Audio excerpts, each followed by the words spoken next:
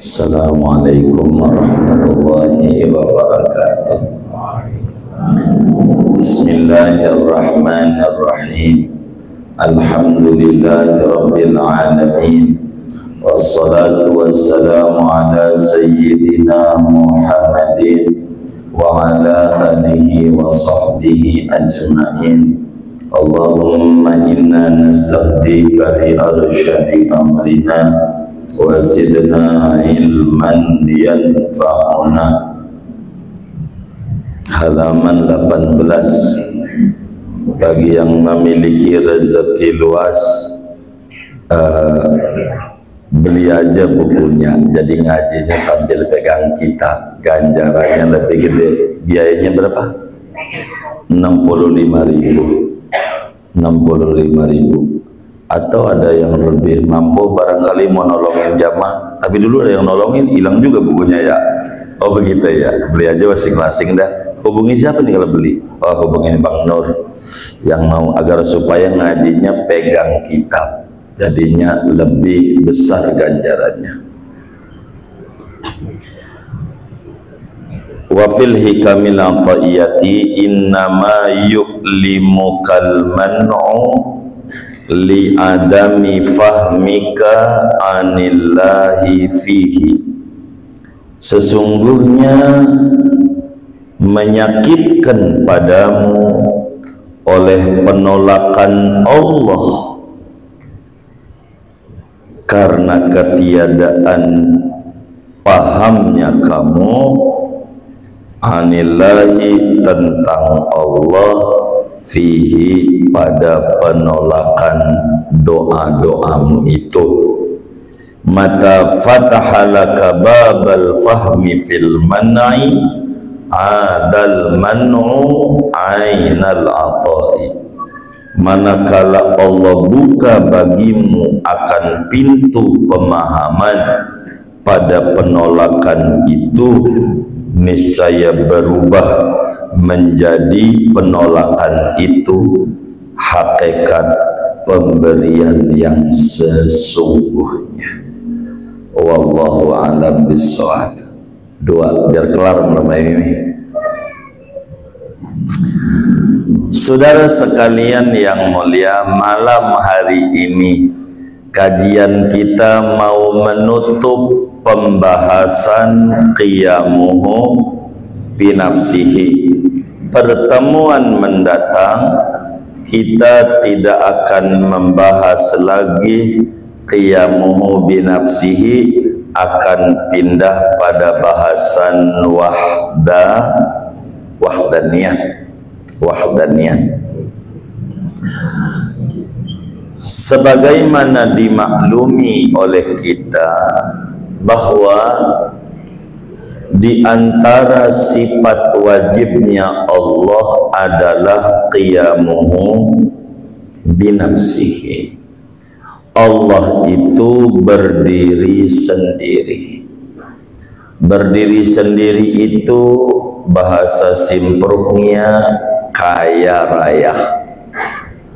Kaya raya itu bahasa gampangnya tidak butuh. Jadi yakinilah di dalam hati bahwa sifatnya Allah itu tidak butuh. Berarti kita bukan Allah. Berarti sifat dasar kita adalah butuh.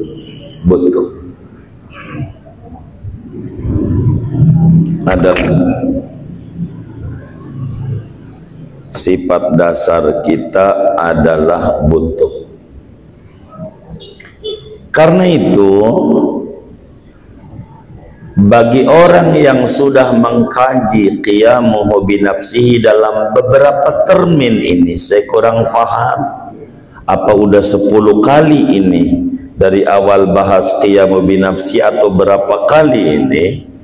Malam ini terakhir, siogianya seorang mukmin yang yakin seyakin-yakinnya bahwa Tuhan itu sifatnya qiyamu binafsihi, seyogianya banyak-banyak menyatakan doa, banyak-banyak berdoa, menyatakan hajat dia kepada Allah sebagai kesadaran bahwa kita ini makhluk yang sifatnya butuh.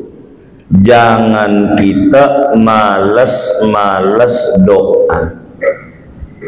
Betapa banyak dalam Al-Quran ayat-ayat yang menuliskan tentang doa-doa para nabi.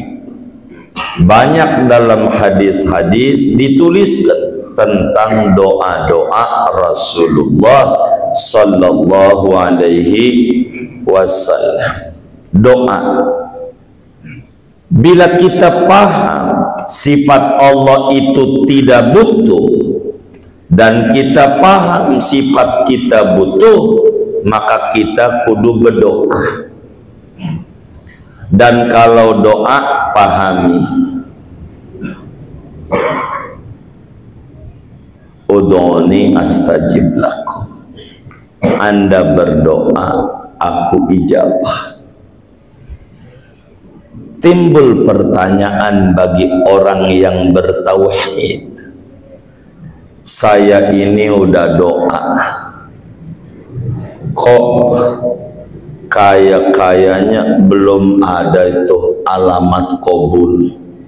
Dari dulu nih proyek jualin rumah kagak laku-laku. Rumah siapa? Rumah orang. Iyalah pasti dia dijual, kagak kita jualin. Kita ngewarung kok enggak laris-laris. Ini bagaimana? Kok enggak ada tanda-tanda ijabah? Gua males sama doa. Habis gua udah minta sama Allah, belum juga dikasih. Sampai nih hari begitu, sampai mau turun nih, belum juga. Kata dia begitu, ngobieknya belum gol-gol, emang bola begitu, ditendang kagak. Ini bagaimana ini? Orang yang kecewa sama Allah, udah doa enggak dikasih, berhenti. Udah sholat duha jalanin seminggu, warungnya enggak laris, berhenti. Tahu doang sholat duha, ngerjain enggak. Ada yang kayak begitu. Mana orangnya ngaji juga lagi malam ini. Enggak, itu nuduh enggak gitu. Ada orang udah baca waqiah, berhenti juga. Ada orang udah baca sholat nariyah 4444, berhenti juga. Ngerasa kagak ada tanda-tanda ijabah. Kenapa ini kecewa? Begitu. Kenapa nih kecewa? Kurang paham qiyamuhu binafsihi. Begitu. Karena itu kata Ibnu Athaillah, innama yu'limukal man'u li adami fahmika anillahi fihi. Anda kecewa kepada Allah ketika belum ada tanda-tanda diberi, ada penolakan kayaknya dari keinginan, karena Anda kurang paham Tuhan. Kalau kurang paham tentang Tuhan, maknanya kurang paham tentang diri. Sebab man arafa nafsa faqad arafa rabbah. Siapa mengenal diri, mengenal Tuhan. Kalau dia menuduh yang tidak sama Allah, berarti ama dirinya belum ngerti. Singkatnya, saya mau terangin nih, ngaji sampai jam 12 Bagaimana ini? Sanggup nggak? Saya aja nggak sanggup. Begitu. Manusia di mata ulama tauhid ada dua. Ada orang dewasa, ada bocah. Pahami ini. Ada dewasa, ada bocah. Ulama fikih dulu biar kita enggak keliru memahami sebelum ngomongin tauhid. Ulama fikih, orang disebut dewasa salah satunya dari umur 15 tahun ke atas. Kalau umurnya udah 15 tahun ke atas, ini namanya dewasa. Bahasa Arabnya baligh. Kalau belum 15, baru 7 tahun, 8 tahun, bahasa hukum Islam namanya masih bocah. Kenapa masih bocah? Iya, kenapa belum balik? Belum berakal. Berarti nggak dengerin tadi. Dengerin nih, jangan meleng. Harus paham. Orang disebut balik kalau umurnya 15 tahun ke atas. Itu disebut balik tuh bahasa simpruknya dewasa. Kalau umurnya 15 tahun ke atas namanya dewasa. Kalau umurnya baru 7 tahun, 8 tahun namanya bocah. Kenapa bocah? 15 tahun ke bawah. Kalau umurnya 15 tahun ke bawah masih bocah. Kalau 15 tahun ke atas dewasa. Timbul pertanyaan. Nih yang ngaji nih. Udah 15 tahun belum? Nih bener nih yang ngaji nih, udah 15 tahun belum? Belum, bocah. Begitu. Nih udah 15 tahun belum? Udah, berarti dewasa. Kata siapa tuh? Kata siapa tuh? Ulama fikih. Begitu. Standar hukum fikih itu hukum. Standar hukum Islam, orang disebut balik kalau umurnya 15 tahun ke atas. Itu berarti dewasa. Maka yang ngaji ini udah dewasa karena udah di atas 15 tahun. Tapi beda sudut pandang ulama tauhid. Dan kita malam hari ini ngaji tauhid. Ada bocah, ada dewasa. Mengukur dewasa dan bocah bukan dari umur. Itulah ulama tauhid. Mengukurnya dari mana? Dari perjalanan spiritual. Dari perjalanan spiritual. Perjalanan ruhani. Bila mana perjalanan ruhaninya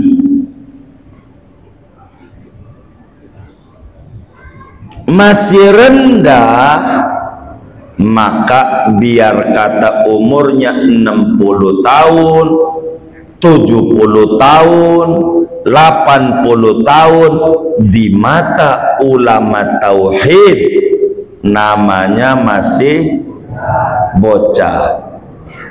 Walaupun sudah ubanan, tetap masih, karena perjalanan ruhaninya masih rendah.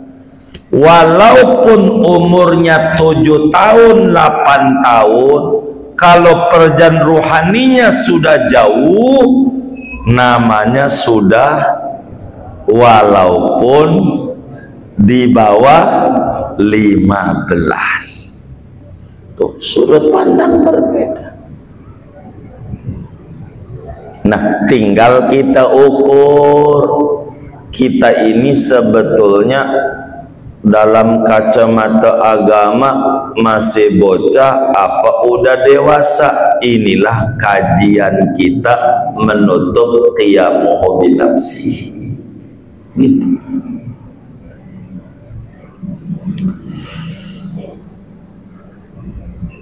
Apa tuh bocah? Dalam kajian tauhid, bocah itu kerjaannya suka ngambek. Bocah itu suka ngambek. Biar kata umurnya udah 70 tahun, kalau suka ngambekan namanya masih bocah. Biar kata umurnya 10 tahun, kalau enggak suka ngambekan namanya dewasa. Nah, kita ngukur, jangan nuduh teman, berarti masih bocah si anu tuh. Jangan kita kalau ngaji tauhid, jangan orang. Apa ngambekan? Begini. Biar kita ngerti. Kita punya anak umurnya 5 tahun. Anak kita pagi-pagi minta es krim sama kita. Pagi-pagi minta es krim sama kita. Ya, beli es krim ya. Es krim. Enggak kita kasih. Kita sebagai bapaknya kagak ngasih. Ini bocah nih umur 5 tahun teh. Ngambek nggak? Ngambek nggak? Ngambek. Kenapa ngambek? Enggak dibeliin es krim. Minta es krim enggak dikasih. Dia ngambek. Ngambeknya itu menuduh yang tidak-tidak sama bapak. Kata tuh si bocah, ayah saya pelit. Ayah saya pelit. Ayah saya tidak sayang sama saya. Papa saya kagak cinta sama saya. Ayah saya kagak baik sama saya. Kenapa dia menuduh begitu? Karena permintaannya tidak dituruti. Kita sebagai ayahnya bukan gak punya duit. Alhamdulillah duitmu ada di dompet juga, di kantong juga ada timbang es krim. Tapi kita paham tentang kehidupan bocah anak kita. Dia pagi-pagi minta es krim, belum sarapan. Ini kalau dituruti jadi bahaya sama dia. Kalau dituruti jadi merugikan dia. Kita bukan pelit, duit ada, cuman belum sarapan, masih pagi, bisa batuk kalau dituruti, bisa pilek, bisa sakit perut. Kalau udah sakit kagak bisa main gundu sama temennya, nggak bisa main congklak sama temennya, nggak bisa main bola sama temennya karena sakit. Tapi si bocah menuduh tetap ayah saya tidak sayang sama saya, ayah saya pelit sama saya, ayah saya kagak baik sama saya. Padahal kita ini bukan pelit, bukan ayah yang enggak memperturuti setiap permintaan anaknya tuh ayah pelit apa enggak? Nah, bila ada anak minta sama ayahnya lalu enggak dituruti, ayah begitu pelit atau tidak? Hah? Pelit atau tidak? Hah? Kenapa tidak? Hah? Karena tahu ayah yang tidak memperturuti kemauan anaknya, ayah yang cinta anak apa ayah yang benci anak?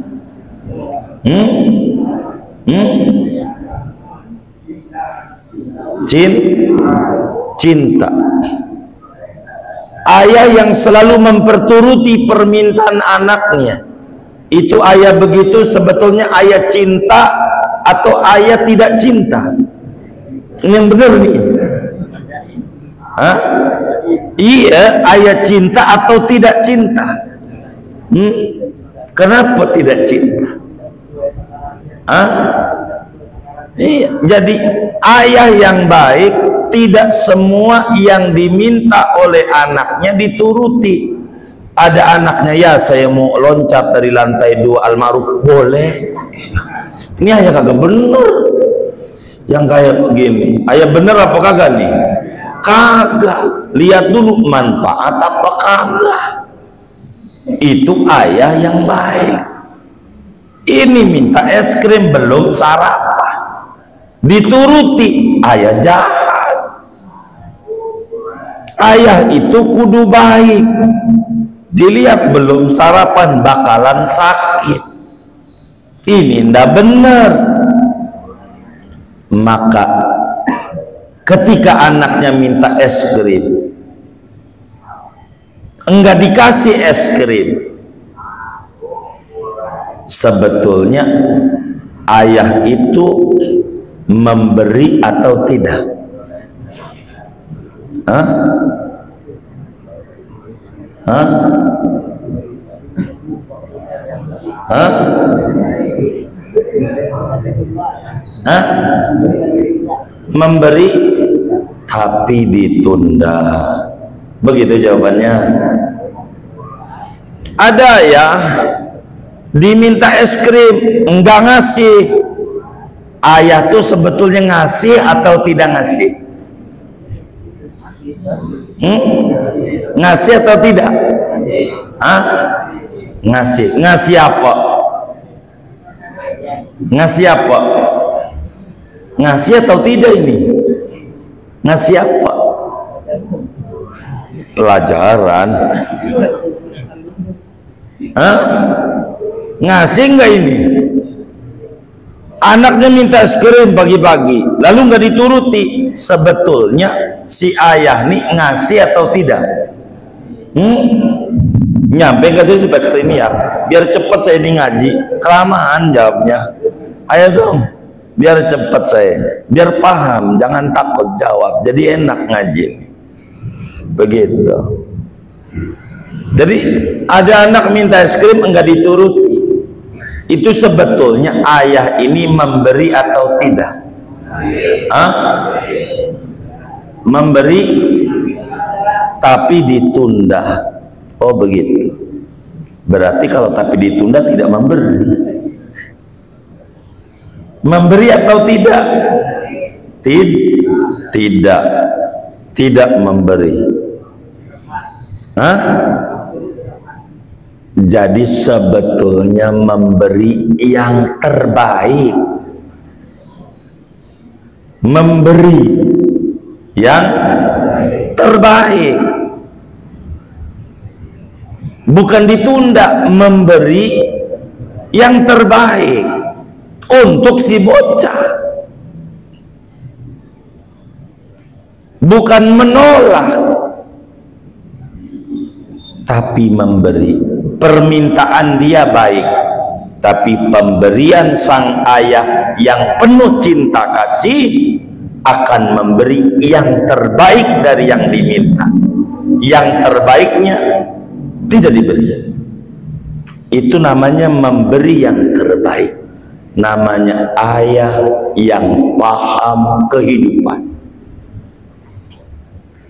Bila si bocah ini yang menuduh ayahnya pelit, ayah saya kagak sayang, ayah saya kagak cinta, ayah saya kagak baik, ini karena masih bocah.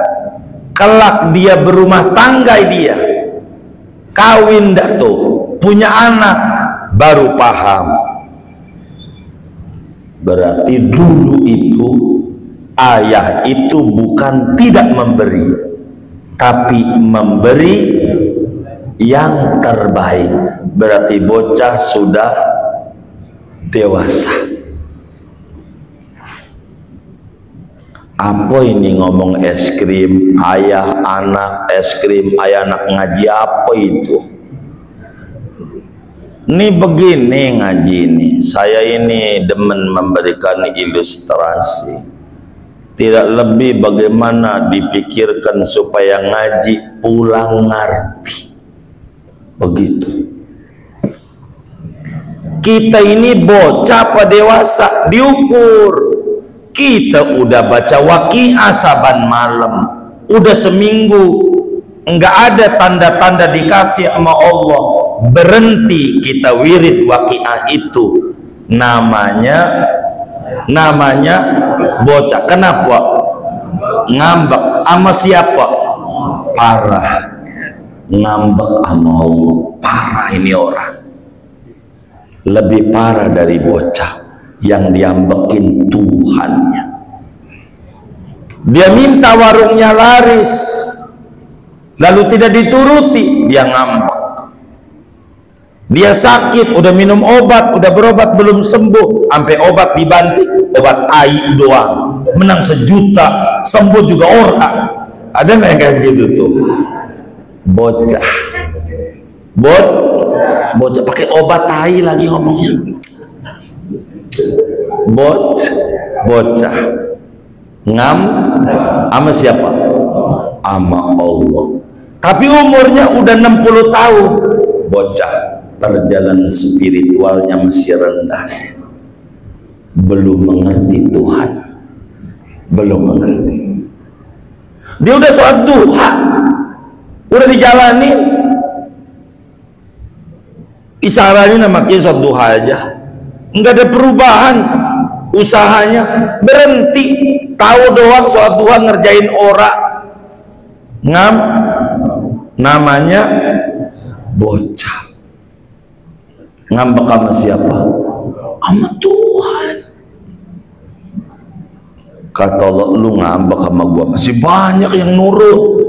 Emang makhluk lu doang? Kagak. Terserah lu mau ngambek. Begitu. Yang rugi lu bukan gua makia mau binafsi sifatnya. Begitu. Jadi kita malam hari ini merenung, bocahkah Anda atau dewasakah Anda? Maka ngaji malam ini, innama yu'limukal man'u li adami fahmika anillahi fihi. Sesungguhnya Anda ngambek ame Allah ketika ditolak permintaannya, lalu berhenti menuduh Tuhan tidak sayang sama gua, Tuhan kagak dengerin permintaan gua. Mana udhuni astajib lakum, mana wa idza salaka ibadi anni fa inni qarib ujibu da'wata da'i idza da'ani. Mana itu? Mana? Yang kayak begini sebetulnya li adami fahmika anillahi fi. Anda masih bocah, Anda belum mengerti Tuhan. Perjalanan spiritual Anda masih rendah, masih ngambek sama Allah. bila sang bocah ini sudah dewasa, mata fatahalaka babal fahmi fil mandi adal manu ainal aqam. Bila dibukakan hijab dalam kalbunya, ada cahaya Tuhan, mengerti rahasia kehebatan Tuhan, sebetulnya Tuhan bukan menolak, tapi memberi yang terbaik buat saya. Kalau malam ini kita dikasih duit banyak, ya kita udah di puncak, udah di Bali, udah di pantai cerita, udah di Gucci. Kalau duitnya banyak, udah jalan-jalan. Kenapa enggak dikasih duit banyak? Karena bakalan ngeluyur ke tempat-tempat yang enggak. Maka dikasih duit dikit aja daripada di rumah diomelin bini, mendingan ngaji malam Jumat. Begitu kata kita. Begitu. Ini gua ngaji aja dan tenang. Jadi Allah tuh memberi itu bukan enggak memberi. Permintaan kita baik, permintaan kita baik, tapi pemberian Tuhan lebih baik. Jangan dikata kudu sama. Ayah yang baik tidak memperturuti semua yang diminta anak, tapi ditinjau dulu. Ketika anak minta loncat dari lantai 2, jangan. Ini permintanya tidak baik. Ketika anak minta es krim belum sarapan, jangan. Tapi nggak ngomong jangan, siap. Tapi diberi dengan yang lebih baik. Begitulah cara Allah kepada kita. Kalau badan kita dikasih sehat, waduh, ke Muara Gembong lagi, mancing lagi, udah kasih sakit aja daripada di rumah di masjid. Begitu kita. Cara Allah itu indah. Jangan berburuk sangka. Jangan sama Allah. Kalau sudah kita berburuk sangka sama Allah, derajat kita akan turun dari dewasa menjadi bocah. Maka malam hari ini Anda harus merenung, masih bocahkah atau sudah dewasakah kita? Ini yang paling penting. Jangan dikit-dikit nyalahin Allah. Tuhan, engkau ini gimana sih? Kayak anak buah kita, Allah. Kita omel-omelin mulu. Udah kayak kita hamba paling benernya aja. Ini kan nggak bener hamba kayak begini. Sadarilah kebaikan Allah banyak sama kita. Sampai nih hari kita masih makan. Makannya bukan sekali, 3 kali sehari semalam. Itu juga udah belum termasuk bakso, mie ayam, ketupat laksa kampung kecil, belum masuk. Begitu bubur Betawi Gang Amsar, Cipulir belum masuk. Sotomi, mie Juhi Bayoran belum masuk. Gorong ada Cone belum masuk. Soto Yakub, Buan Mangga 4 belum masuk. Yang kayak begitu masih ngeluh juga sama Allah. Innalillahi wa inna roji'un. Kurang baik apa Allah kita? Kita yang banyak kurang baiknya. Jangan nyalain Allah. Lihat Rasulullah Sallallahu Alaihi Wasallam sebagai teladan sejati. Pergi ke Taif dari Mekah, niat mau ngapain? Dakwah, mau ngajarin yang bener. Apa sambutan orang Taif? Sambitan, bukan sambutan. Lemparin batu, padahal mau ngajak kebenaran. Lalu Nabi nyalain Allah? Kagak. Nyalain Allah? Kagak. Nyalain diri. Kata Nabi, Tuhan, saya mengadu.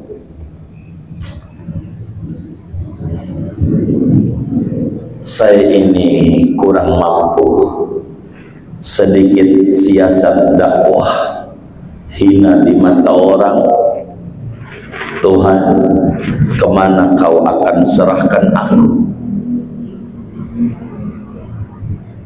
Di Taif disambit, di Mekah ditindas, kemana? Asal kau enggak marah sama saya, tidak berhasil dakwah di Taif ini, enggak mengapa, walaupun badan bercucuran darah. Meski begitu saya sih pengennya selamat. Yang penting kau enggak marah, enggak apa-apa. Dengan saya tidak berhasil dakwah di Taif. Begitu, padahal badannya luka. Kalau kita, Tuhan, gua udah dakwah, gua udah berbuat baik, udah sedekah, udah tahajud, mana? Kalau kita, udah Tuhan bukan anak buah kita salahin nabinya. Bagaimana pada akhirnya disambut Nabi tanpa minta. Saat orang Madinah datang ke Mekah pergi haji, di Mina, di Jamratul Aqabah terjadilah sumpah setia masyarakat Madinah 12 orang kala itu. Ya Rasulullah, kau pergi ke Madinah, ku sambut di Madinah. Madinah aja kalau makan gak enak mah, Madinah aja, coba enggak minta. Tuh begitu, biarkan Allah mengatur, karena dia lebih tahu. Kita banyak keinginan, ujungnya nggak berhasil. Gua kalau begini mau golput aja, yang gua usung kagak masuk di pilkada. Bocah kayak begini nih, bocah yang kayak begitu. Jangan begitu, semuanya ada skenario Tuhan. Ngapa kita ngambek sama Allah? Baca dong kitab Subhan. Wa wajibun linnasi imamun yansibu. Ahlus sunnah wal jamaah mengatakan wajib hukumnya kepada masyarakat yang punya hak pilih dalam pandangan agama memilih pemimpin. Pilih, tapi nggak usah pakai tapi. Yang disodorin yang mana? Yang ada aja. Tapi nggak pakai tapi. Yang mana kek? Yang rada hitamnya dikitan, kayak makan kacang. Oh enggak makan kacang, ada hitam-hitam nih, tapi masih diambil juga. Ngapa? Ini rada dikitan, ini dikitan. Begitu, kayak begitu aja. Jangan kita golput. Negara betul hak memilih. Boleh kita milih, boleh tidak, itu negara. Tapi kita muslim ada tuntutan di akhirat. Kita kudu milih, jangan enggak. Sayang, rusak nanti kalau kita enggak. Begitu. Kita bukan anak buah KPU, bukan. Tapi kita guru ngaji, harus bilangin nama muslim. Anda berkewajiban di luar kewajiban berbangsa bernegara. Anda berkewajiban menjalankan ajaran agama Anda. Begitu, milih. Begitu. Milih yang ini ujungnya Mulyono. Milih yang ini kayaknya Mulyono. Yang mana kek? Gitu. Cari aja yang Mulyo yes. Enggak no, ya kan? Begitu, yang mana? Ya terserah Anda. Kita nggak maksa. Begitu. Dan kita kagak disuruh juga oleh negara, tapi berkewajiban sebagai muslim ngingetin. Jangan ngambek kita sama Allah. Jangan ngambek. Ngapa kita ngambek sama Allah? Begitu. Nggak usah. Kita ikuti alur skenir Tuhan. Kata Imam Ghazali di dalam Ihya Ulumuddin, laisa fil imkan abda min makan. Tidak ada yang lebih indah selain daripada alur suratan takdir yang terjadi.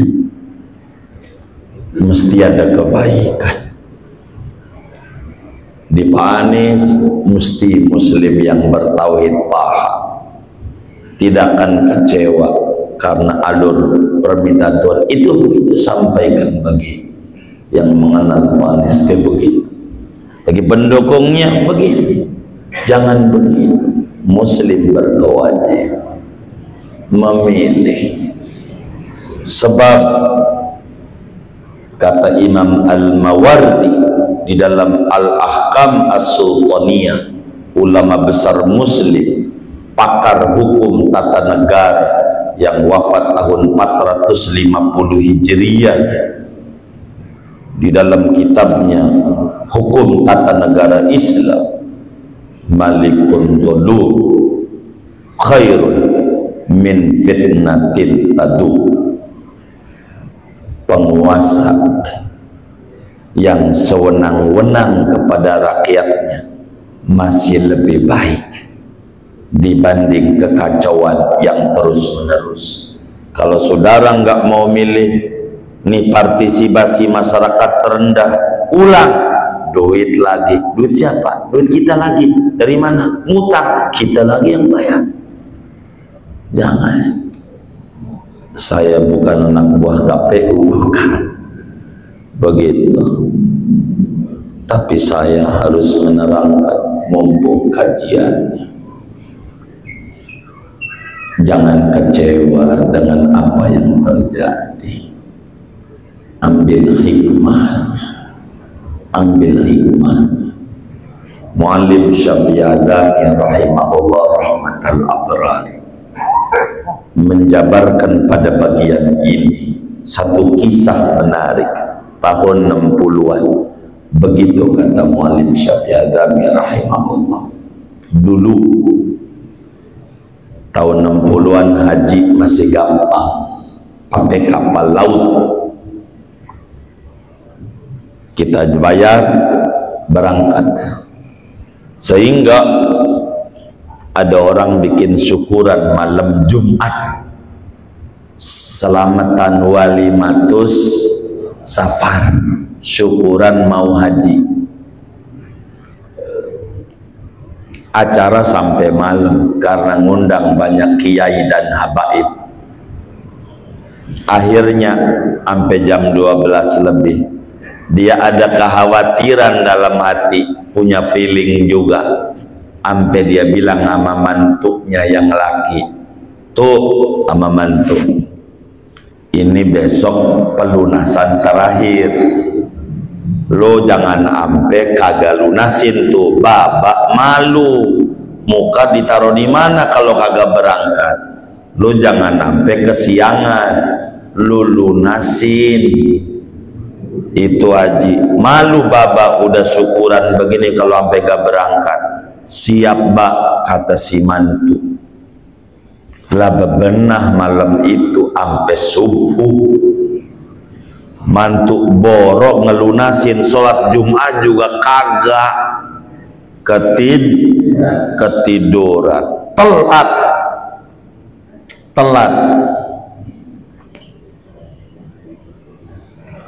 Udah si mantu dimaki-maki sama si mertua, mantu kurang ajar, mantu bangor. Tau bangor nggak? Udah parah banget dah tuh. Begitu, geblek, udah apa aja dah. Abis itu dirujak tuh sama mertua.